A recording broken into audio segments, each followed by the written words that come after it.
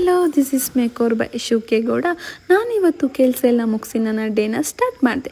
ನಾನಿವತ್ತು ನನ್ನ ಮೇಕೋರ್ ಕ್ಲಾಸಲ್ಲಿ ನನ್ನ ಸ್ಟೂಡೆಂಟ್ಸ್ಗೆ ಎಸ್ಟರ್ಡೇ ಮಾಡಿರೋ ಕಲರ್ ಥಿಯರಿನ ಅಗೇನ್ ರೀಕಾಲ್ ಮಾಡಿದೆ.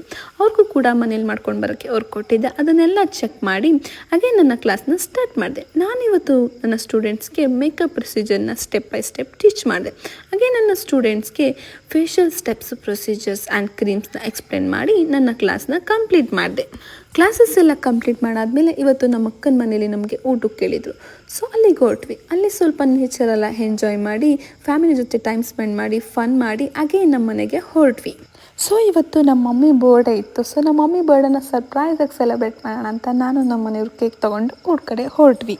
ಮನೆಗೆ ಬಂದು ನಮ್ಮ ಮಮ್ಮಿ ಬರ್ಡೇನ ಸೆಲೆಬ್ರೇಟ್ ಮಾಡಿ ಅವರು ತುಂಬ ಖುಷಿಪಟ್ಟರು. ಆ ಖುಷಿಲಿ ನಾವು ಈ ಡೇನ ಎಂಡ್ ಮಾಡಿದ್ವಿ. Thank you so much.